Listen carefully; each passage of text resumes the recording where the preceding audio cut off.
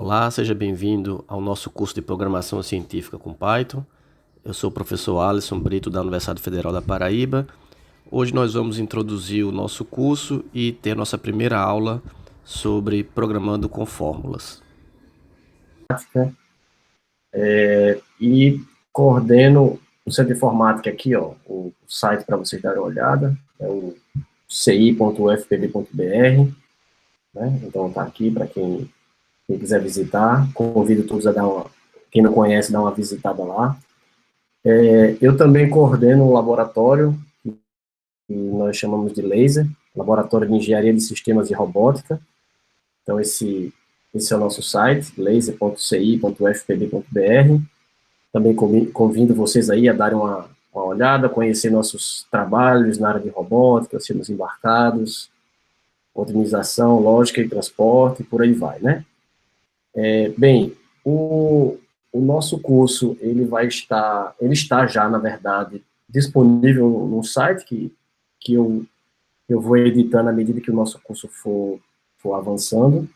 Então, todas as informações, inclusive com esses vídeos, as atividades que vocês devem desenvolver, também materiais extras e tal, eles vão estar todos publicados aqui. Quem tiver dúvida de como chegar nesse site, né, então vou mostrar aqui rapidinho para vocês. Então, se você colocar aqui o meu nome, Alisson Brito, eu acho mais fácil, coloca no Google. Então, geralmente, aqui é os primeiros resultados, aqui, ó, Alisson Brito, Google Sites, né, principalmente porque eu uso muito, então ele aparece para mim como primeira opção.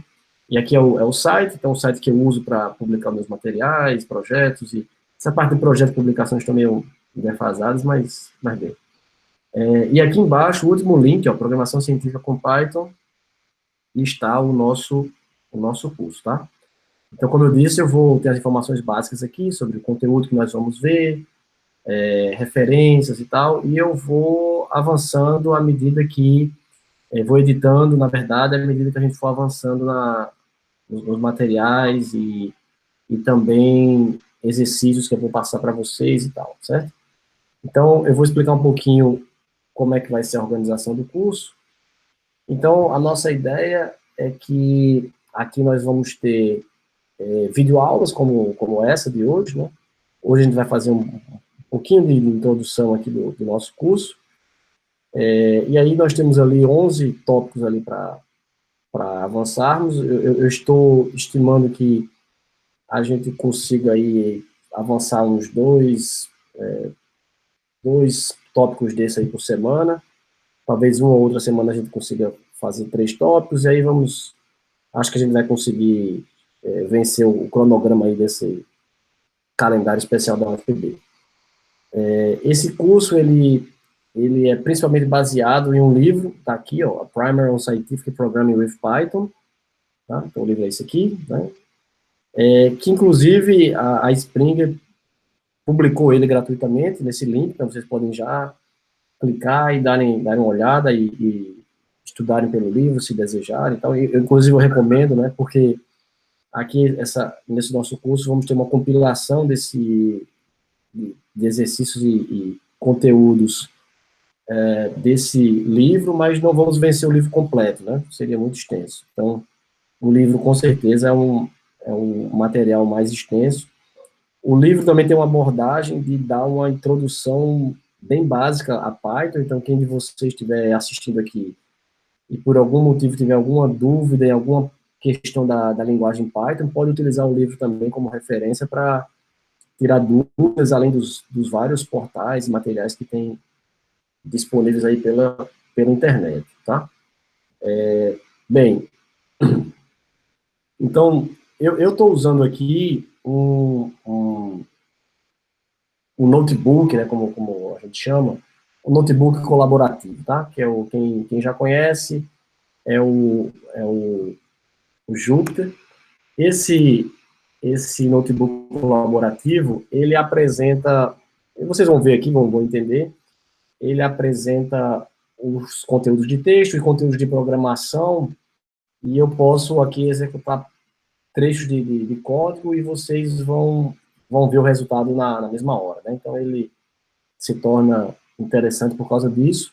No site eu vou publicar também esse arquivo, e vou ensinar vocês aqui rapidamente como é que vocês acessam esses arquivos. Então, é um material também interessante para vocês usarem para acompanhar o que eu estou falando aqui, tá? Então, primeiro vou falar um pouquinho por que a gente está falando em programação científica, né? A programação, e também isso serve para mim, né? Por que eu me motivei a criar esse curso aqui de programação científica, né? Programação é uma linguagem universal, então é importante que quem não sabe aprenda a programar, porque assim como matemática, né? Que a matemática é uma linguagem universal, universal no sentido de que se você aprender as notações matemáticas, saber ler equações matemáticas, você transita muito bem dentro da área científica, né? Porque, como a ciência precisa, muitas vezes, ela não deixa dúvidas, né? Então, se você tem uma equação elaborada, e aí várias pessoas que olharem essa equação, elas vão entender da mesma forma, diferente de um texto, né, escrito, que aí pode gerar várias interpretações. Então, a matemática não deixa possibilidade para duplas interpretações. A mesma coisa acontece com a programação, porque o computador é uma máquina, né, de resolver problemas matemáticos. Então, o formalismo da matemática foi implementado por computadores, e a programação é o formalismo utilizado pelos computadores para resolver problemas. Então, não existem aí mal-entendidos, né? E aí deixo aqui uma frase de Steve Jobs, que ele diz que todo mundo nesse país, no caso lá nos Estados Unidos, né, deveria aprender como programar um computador, porque isso ensina você como pensar, né? Então, quem aprende a programar, ou de vocês aí já sabem programação, sabe do que eu estou falando, né? Quando você sabe programar, você começa a pensar de uma forma bem sistemática, e tem esse cuidado também de quando você vai se expressar, não deixar mal entendidos, né? Então isso a gente aprende com a programação, e principalmente como resolver problemas, né? Que esse é o principal aqui, o objetivo da programação.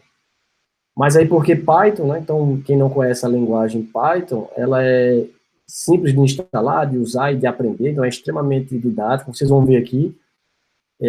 Eu fiz questão de não colocar as partes do livro que fazem introdução à linguagem Python, porque ela é tão simples e direta que eu acredito que vocês vão entender o código Python mesmo sem ter ainda experiência com programação. À medida que eu for vendo aspectos da linguagem aqui que eu considerar que pode ser novo para alguns de vocês, eu vou comentando também, tá? Então, o Python também tem uma documentação muito vasta, eu não coloquei aqui, mas também tem uma comunidade de programadores muito vasta também, onde você pode encontrar soluções, problemas, tirar dúvidas na internet muito rapidamente, né? Qualquer problema que você tiver, procura na internet, você com certeza vai encontrar alguém que está tendo esse mesmo problema que você e vai dar sugestões de soluções, né? O Python também oferece muitas bibliotecas, então, para processamento de imagens, vídeos, inteligência artificial, jogos, cálculos matemáticos e por aí vai, né? Eu considero também que Python reuniu o que há de melhor em diversas linguagens, então se inspirou muito em aspectos de MATLAB, então quem tem problema em MATLAB não vai sentir dificuldade em entender o que a gente está escrevendo aqui em Python. Tem ideias e aspectos de orientação a objetos, então é uma linguagem bem, acaba se tornando natural, simples para quem já programa em outras linguagens. Tem uma pegada um pouquinho de C, C++ também, algumas inspirações, então é bem interessante. E ela foi criada, né, para ser uma linguagem científica, para lidar com esse mundo da computação científica. Então, ela lida muito bem com equações, fórmulas, notações literais, gráficos, trabalha muito bem com números muito grandes, números racionais, complexos, e tem uma questão interessante também, que algumas pessoas às vezes nem sabem, é que ela é otimizada em hardware para operações matemáticas, né? A maioria desses computadores que nós usamos, eles têm aceleradores matemáticos junto dos seus processadores que podem resolver operações matemáticas muito rápidas, e o Python utiliza muito esses aceleradores. Então, tem algumas bibliotecas do Python para cálculo numérico que tem resultados muito rápidos, porque utiliza esses aceleradores do próprio processador, né? Então, isso é interessante saber também. Bem, então, nesse capítulo 1, a gente vai falar sobre resolução de fórmulas. Então, né, por que a gente vai focar em fórmulas e equações? Porque todos entendem o problema, né, quando é modelado por equações, eu mencionei isso já. Se a gente tiver uma equação, não deixa dúvidas, e todos que estão nesse meio científico vão entender.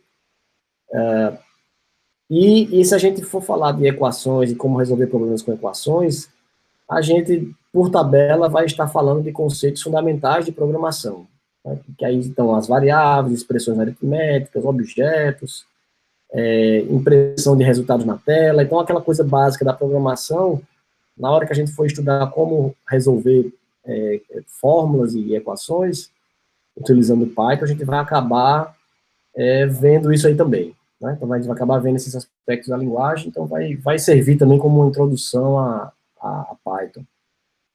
Então, como é que a gente resolve um problema que está formulado como uma equação? Então, vou colocar aqui uma equação inicial bem simples, equação de velocidade, movimento linear, movimento vertical de um objeto, né? Então, vamos ver essa equação. A gente tem a altura de um objeto, eu estou denotando aqui como y, né, que é a posição y no plano cartesiano, no instante t do objeto, vai ser a velocidade inicial vezes o tempo, menos g, que é a aceleração da gravidade, vezes t ao quadrado, dividido por 2. Então, essa é a fórmula, né, que a gente conhece. Então, y é a altura, né, da posição no eixo no plano cartesiano no tempo t, v0 a velocidade no tempo zero, e g é a aceleração da gravidade. Então, se a gente quiser calcular, por exemplo, um valor dentro dessa equação, né, utilizando essa fórmula, aqui. Utilizando essa fórmula, como é que a gente faria, né? Então, por exemplo, eu conheço o V0, conheço o G, e quero saber onde a bola está no instante T, né, a altura dela no instante T. É simplesmente substituir os valores aqui nessa equação, né? Então, para a gente é direto. Então, você poderia perguntar, eu poderia usar uma calculadora, né? Pego esses valores aqui, V0, G e T, substituo nessa equação, e aí eu tenho o valor de Y, a altura. Entretanto, por que vai escrever um programa para fazer isso? Usar Python, né? Para que essa dificuldade, né? Mas vamos lá. Então, a programação pode ampliar as possibilidades, tá? Não só para esse problema ou para vários outros. Então, vão existir vários casos que você tem um problema e o problema parece ser pequeno e fácil de resolver, e aí você decide que é tão simples que você vai pegar a calculadora e vai resolver. Entretanto, se você utilizar a programação, tem a vantagem de você poder reutilizar esses cálculos em outras operações. Então, essa equação que você implementou hoje, ela pode se tornar uma função e talvez uma biblioteca, né? A biblioteca vai ser um conjunto de arquivos com várias funções, e essas funções que você vai fazendo e vai guardando, e à medida que você for precisando, você pode ir incluindo essas funções nesse seu projeto, e você acaba que resolve os problemas lá na frente mais rapidamente, tá? Então, se você está desenvolvendo um trabalho numa área, um TCC, por exemplo, então você começa a fazer resolver um problema, aí implementa um pequeno programa, coloca no seu arquivo, depois faz um segundo, um terceiro, e ali você fica com uma bibliotecazinha de funções que você já fez para você repetir, né? A outra vantagem é, talvez seja, você pode imaginar, talvez seja mais rápido pegar essa equação e colocar na calculadora.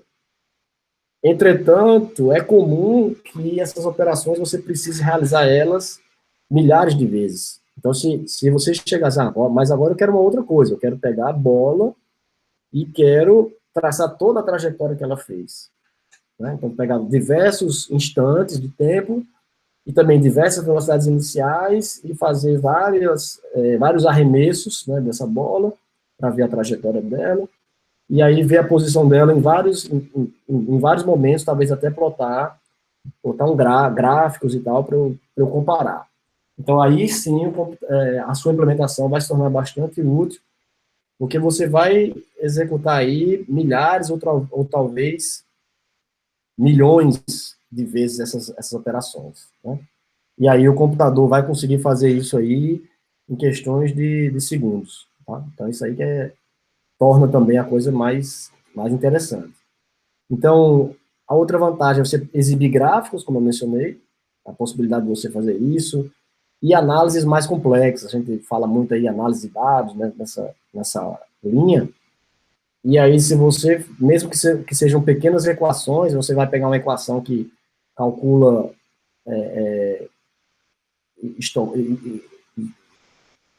gera histogramas, né, para você fazer gráficos, dados estatísticos, você pegar isso daí e executar numa planilha enorme, com diversos valores,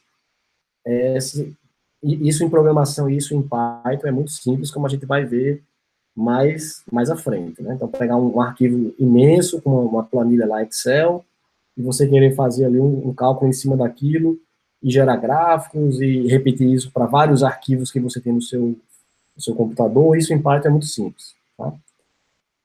E também a ideia de escrever programas para resolver seus problemas é que você consegue compartilhar, né? Lembra que no começo eu disse que o programa a linguagem de programação é um formalismo muito interessante, porque não deixa ambiguidade. Então, se você escrever, aí eu coloco aí, bem escrito, né? Se você tiver um programa feito e ele for bem escrito, você pode compartilhar isso com um colega seu. Então, você resolveu um problema e um amigo seu diz, poxa, como é que você resolveu aquele problema? Eu não estou conseguindo. Vou te mandar um código Python aqui do que eu fiz. Manda um código e ele, claro, se ele também entender de programação, e aí rapidamente vocês vão trocar informações e um vai aprender o que o outro está fazendo. Então, isso tudo e mais um pouco, a gente vai ver nesse curso, tá? Então, essa é a ideia, né? Então, se a gente pegar o nosso programa, a nossa ideia, então a gente quer ali naquela equação, né, aqui, está repetida aqui, eu quero calcular o y para V0 igual a 5, gravidade 9,81 e o tempo 0,6. Então, como é que eu faço? Então, substituindo naquela equação, seria y, né?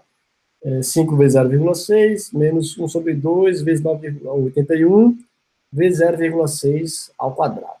Tá? E aí calcularia y. Vamos então encerrando essa aula por aqui. E no próximo vídeo vocês vão ver a continuação e vamos começar a continuar a partir desse ponto, tá bom? Até a próxima.